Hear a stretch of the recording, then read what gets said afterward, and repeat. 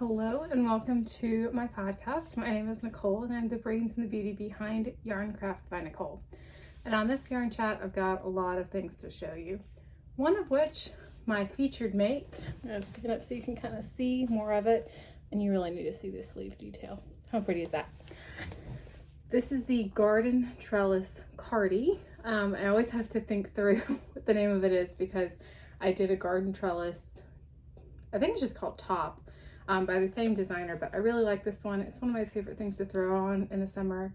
It was designed by Handcrafted. I did this as a pattern test for her, I think last summer, and it's so much fun. I made mine, I don't know, I guess I can't really show you. It comes to about a little lower than my hip, but you could make it cropped. There were some that made theirs in the tester group that was really cropped.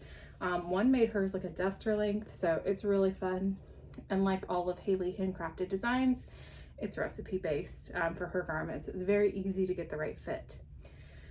But I wanted to show this to you today because I added a little bit of a border along the middle of the cardigan, which the pattern doesn't call for, but I always thought that I would like it better if it looked, I don't know, if it looked more finished on the inside. And because I changed colors throughout, helped me hide some of my ends. So I did this, I had some leftover yarn from this, and so I did that. It took me, I don't know, maybe half an hour, 45 minutes, and I really liked it. I like the way that it looks. I will go ahead and, excuse me, apologize for seeming like I am out of breath. Air quality here today is not awful, not as bad as it was the first time that smoke came down into New York. It's not 100%, and being pregnant, I'm just a lot more sensitive to air anyway, and get a little bit more out of breath, a little bit more than I usually do. So I'm fine. You don't have to worry about me. I will take pauses, but just know that's all that this is. Behind me, I've got one of my own designs. This is the X Factor Shawlette. It uses one skein of fingering weight yarn. I really liked this yarn. It was from a yarn store that I worked at in Tennessee, or I'm sorry, in Kentucky. I lived in Tennessee, like right on the border. And excuse me, this color was dyed for the yarn store, the Wood Needle, by Stitch Together Studio. And I think it's called the Wood Needle Jewels. But it's really pretty, and I want to do something special with my one skein of fingering weight yarn in that color. Okay, where do I even start this week? I think I'll start with finished objects. That's usually what I do, right? So this one I was working on last week, but completely forgot to bring it up here to show it to y'all. But I think I've shown it to you before. This is one of the bajillion baby blankets I'm making this year for mostly friends, a couple for myself. But this is just a Tunisian Knit Stitch. I'm going to hold it up so you can see a better look at it. Tunisian Knit Stitch, I use 3 different colors in it. They're all Bernat Softee Baby, and I think it came out really cute. After I did like the whole blanket, I did a border, one round of, hold it up so you can kind of see it, one round of single crochet and then one round of reverse single crochet in every other stitch. One of my favorite ways to simply finish a blanket. I really like the way that this turned out. Like, it's just cozy, like a lot of the Tunisian baby blankets I make without a pattern. It's too wide. I need to figure out what my deal is with that. But I really like how seamless the colors are. And you might be looking at this and saying, like, you changed colors that often? Like, your ends must have been crazy. Well, actually no, because with Tunisian crochet, you do a forward pass and a return pass in the same color if you want it to have a stripe like this. So your working yarn ends up in the same place that it started. So for this, I just continued up the side, carrying the yarn along the edge as I switched colors. So I didn't have any ends except for at the very beginning when I attached my yarn and at the very end when I finished. So I really like the way it came out. I used one skein each of the pink and the heathered color, like the white and gray color. And then I used a little bit more than a skein, like maybe a skein and a half of the just solid gray color. But I really like the way it turned out. It's acrylic yarn. I threw it in the wash. I threw it in the washer and the dryer. It still looks great. Tunisian usually curls a little bit at the top. You could steam block it if that bothers you. If you use a wool and like wet block it and pin it, usually that handles the curl, but I'm not overly worried about it for this blanket. So I got a little bit, I don't know. I got into a rut with it because it was just the same thing over and over again, that for a while I did not want to work on it because it was a little bit monotonous. But I started to take it with me whenever we had a long car ride or on the train, just so that I would have to work on it. And then once it got close, I don't know, maybe 3/4 of the way done, I just wanted to finish it, and that inspired me to knock it out and get it done. So then it went pretty fast after that. But I really like it. This one is for a friend of ours who is due in July. So I'm happy that that is all done. And it really is, it's so pretty. I would make it again. I would make it a little bit less wide, a little narrower. And maybe, I don't know, 3 colors is good because then it's not a long gap that you're carrying up the yarn. And you could do it in just 2, but maybe I would use a variegated or something that would keep me engaged a little bit more, but I really like this a lot. Tunisian Knit Stitch. I didn't use pattern, but you can see a great tutorial from TL Yarn Crafts right here on YouTube. That is how I learned it. The other blanket that I finished that I haven't quite decided what I'm going to do with it yet is this one. It's just a giant granny square. I also threw this in the washer and the dryer. There's a couple of ends here and there that I need to wiggle back in. Most of the time when I have ends on something like this, I will crochet over them with a long tail, and then after I block them or after I dry them, I will like wiggle the ends in a little bit better. I didn't really learn about how to hide ends successfully till relatively recently, and I'm still figuring it out. But anyway, I don't know who this is going to be for. I had leftover yarn from a baby blanket I made a couple weeks ago.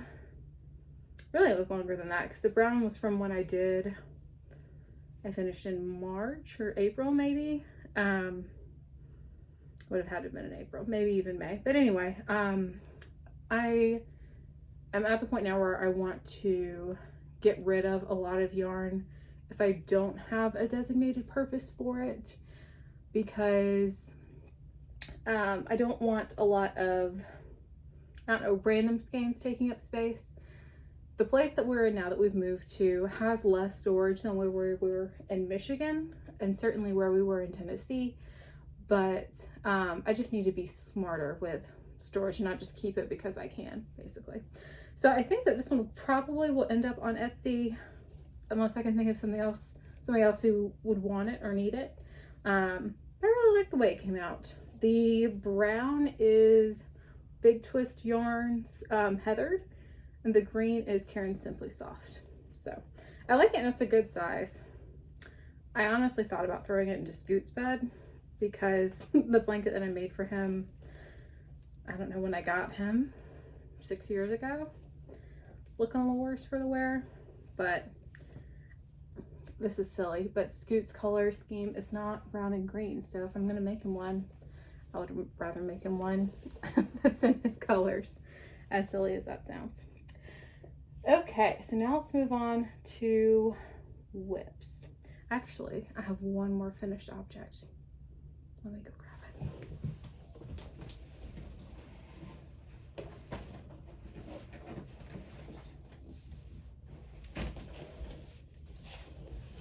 Forgot about this little guy. So this was a commissioned gnome. I do make gnomes. If you have a gnome that you want me to make in a certain color scheme, you can buy one on Etsy. I sell them for 25 bucks. And I make them all to order. So this was a project that my sister commissioned for someone who loves browns and greens, and she wanted a girl gnome, so that's why she doesn't have a beard, but she's so cute. I did this, what day did I do this? I don't know, but I did it in a day, and it was a great way to use leftover yarn, because all of the yarn in this gnome, except for the skin tone, is all hand-dyed yarn. So it was leftover from other projects. I love keeping just little bits of yarn like that for things like this, if they are a color that I would want to go back to. But I really like the way this came out. She's very cute. She can just sit right here until we are done. The other whips that I have, let me show you Baby M's alphabet squares. So last week I showed you the M. Our last name is Michael, so I decided to start with the M. We've been calling her Baby M. This is for my little girl who'll be due in December, 5 days after my own birthday, which means Decembers are always going to be very busy for my husband. But this is yarn. I dyed the green yarn, and then the dark blue is a Malabrigo yarn.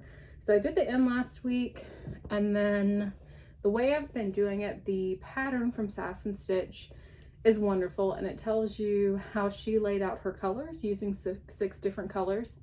So I'm following that and just doing all of the letters for one color at one time instead of going alphabetically through the blanket, if that makes sense. So all of these have the same background, and then I will switch to another color to do. So I did the M, I did the D, I did the Y, and all of these have been blocked. I'm trying to remember which way is the right side. C, and O. So they're very cute. I'm really enjoying this. They're all single crochet. Her directions are very clear. I like it a lot. And I still have a decent amount of yarn left over from that first skein. So I think I'm gonna have some sort of secondary project that I can make after I have leftovers of all the colors that I've picked. So pretty excited about that. Part of me wants to make some sort of a scrappy sweater that I can wear, and then, I don't know, take pictures with her blanket.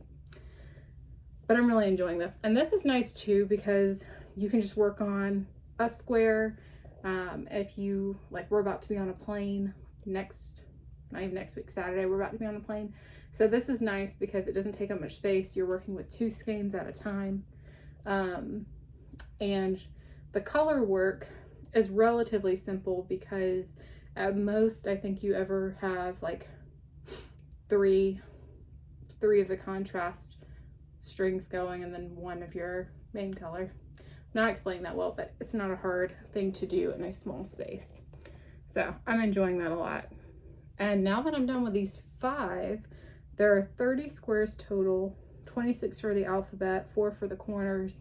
So I'm a 1/6 of the way done before assembly of seaming. So I'm really excited about this. And this is, like I said, the first big project that I've made for Baby M, which is fun. The other projects that I have worked on for this week are for me.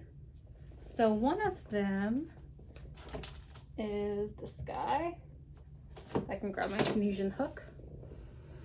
And this is something that I'm going to be doing as a tutorial on YouTube as well as on my blog, yarncraftbynicole.com. Also, that's where you can find this pattern, yarncraftbynicole.com. If you haven't checked out my website, you should, because there's a bunch of cute stuff there.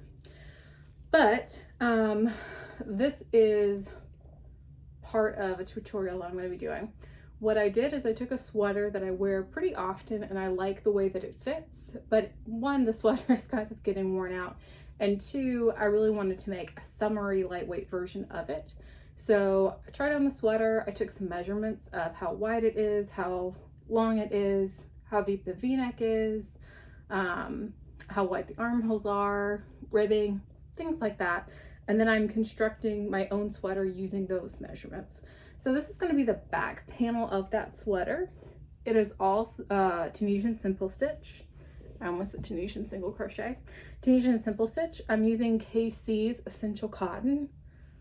I love the way this feels. The drape on this is unreal. It's 100% cotton. This hasn't been blocked or anything. And I'm using a K hook, which is a 10.5 or a 6.5 millimeter hook. For my Tunisian hook, the yarn is a DK weight yarn. I would say it's a little, I don't know, it leans heavier DK, but I'm loving this project, which is kind of wild to me because the whole thing is going to be cream. I've made one top that is all white, and now I'm making a cream top.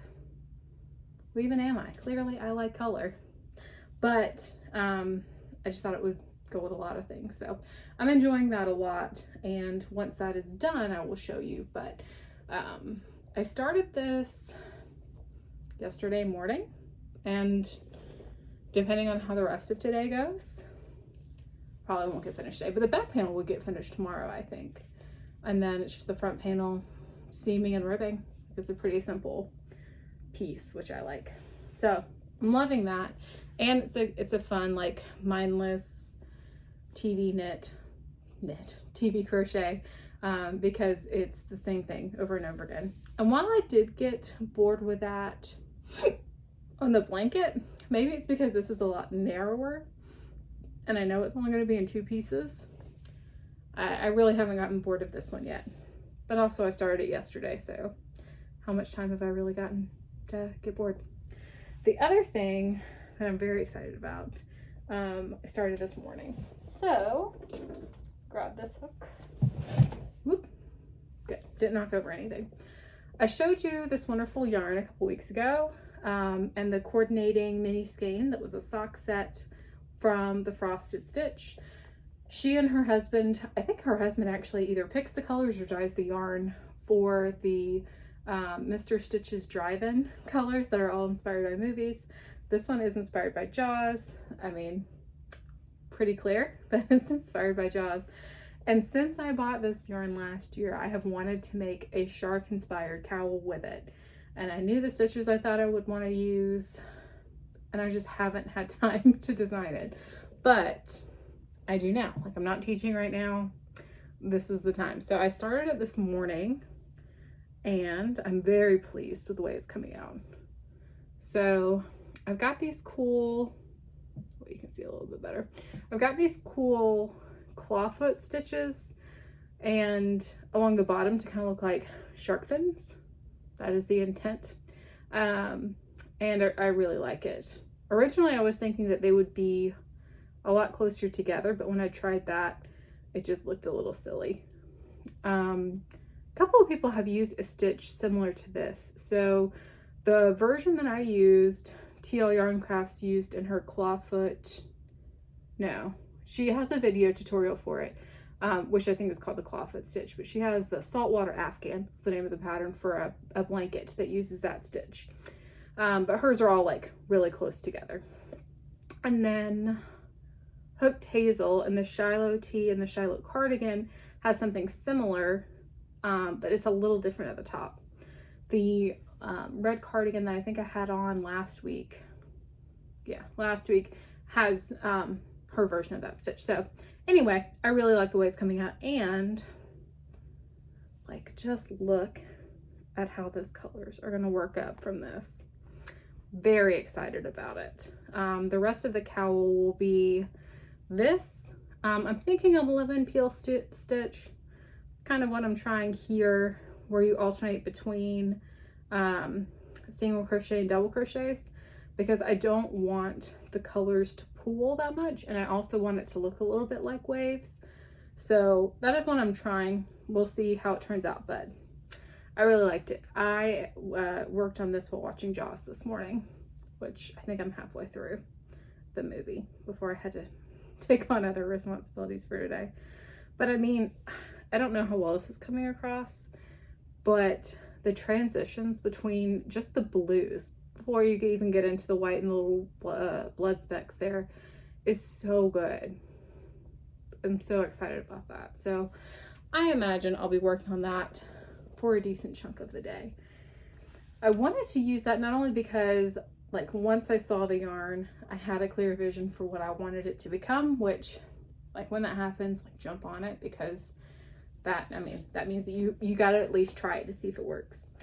But the other thing is that I don't make socks, but I love buying sock sets because I like having more than one color from a designer without having to spend a lot of money per se. So I wanted to do a design with a sock set so that if you're a crocheter and you don't like to make socks, you have another option. I did one last year that had a little bow on it, but I wasn't thrilled with it. So I wrote up most of it, but I want to try something again with that so that I'm a little happier with the outcome of another sock set pattern. And that is the end of projects. Don't think I'm working on any more projects other than that.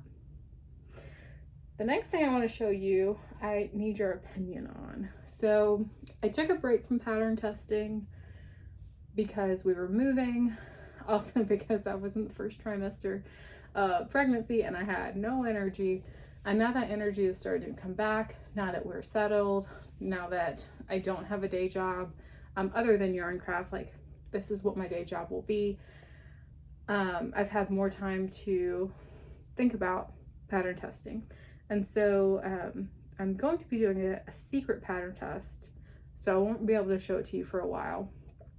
Of a design from Sweet Crochet Dreams, who did the design for the inverse trellis top, the white one that I wore a couple weeks ago. I've done a cardigan as a pattern test for her before. So I'm gonna do this cute cowl that I can't show you for a while, but you can help me pick the colors. The version that I'm testing calls for a little bit over 100 grams of yarn. So 100 grams is typically how much you would have in one skein of yarn. And it calls for fingering weight. So I think the one that I'm testing calls for 135 grams. Most sock sets, the mini skein is 25 grams. I'll explain to you why all of those numbers are important. But I'm using yarn from Stash, which is another reason why I was excited about this pattern test, because it meant that I didn't have to buy yarn because I have so much gorgeous yarn that I need to use. So y'all are gonna help me pick what color I do. Because this is a cowl, I probably won't wear it much until the fall or winter. So the first option, I have these two beautiful skeins from the Frosted Stitch, the same person who dyed the Jaws yarn that I bought last year. And to me, they gave like Thanksgiving vibes. And I bought them and I didn't know what they wanted to become. I didn't know if they wanted to become a shawl or a table runner. I didn't know. So they've just been like staring at me lovingly from my stash. And I think it would be gorgeous worked up in this. And because it needs 135 grams, 2 full skeins is plenty. And I will have leftovers to do something else with. So that's option number 1. I think the name of this color is Tradition. Yeah, Tradition by the Frosted Stitch. So if you think this is the one I should put, comment below Tradition, Frosted Stitch. It would be gorgeous. And just like, imagine fall, New York. This, my complexion, be so pretty. And I don't have much of anything that I wear that's like browns and oranges, although there is an orange cardigan I'm gonna make later this year. Regardless, Tradition is the first option. The other option is this. So this is actually a sock set with 2 mini skeins. So this would be enough yarn. The full skein is this color right here, white opal, I believe. Yeah, white opal is this color. And this is from Sunshine Queen Fiber Arts. This was the first yarn I've ever bought from her and I haven't used it yet. So it would use the main color and then both of these, because one mini skein wouldn't be enough, but both of them would be. So I would probably have a little bit of the main color left over and then use all of these two. This I bought because it feels very much my color palette. I love jewel tones. I love, like, icy blues and purples and turquoises. And I don't think this is coming across in the camera, but it also has a little bit of a shimmer to it. And this would be gorgeous, especially during the winter. It would be very like Ice Queen. So that is my other option. So if you like this one, comment White Opal. If you like this one, comment Tradition. And I will let you know what I pick after we come back from Seattle. We will not have a yarn chat next week. There will not be a podcast because we will be traveling. We're going to go see my sister, which is going to be so much fun. But we will not be here for me to film. So if you want to follow along with all of our adventures, I usually post my Instagram, fun places that we go. Sometimes my sister will make cameos. She's already promised me that we can go to a yarn store. So I'll share all of that on my Instagram, but there will not be a podcast next week. So with that, what I can't let go of. This week, my husband started his new job, which is very exciting. And what I can't let go of is just how much change that we have had in the past 3 years. We got married in 2020. He was an Army captain then. Since then, he went to grad school, and now we've moved here, and he has a civilian job. Like, the amount of change in three years is wild. We're having a kid this year. I'm not teaching this year. It's just a lot of change. So that's what I can't let go of. I'm very excited about all of these changes. I think they're all going to be positive, and we're going to grow a lot. But that's just what I can't let go of when I was thinking through this week. It's just how much things have changed in those past 3 years. I hope that you have a great weekend and a great week next week, and I'll see you the week after.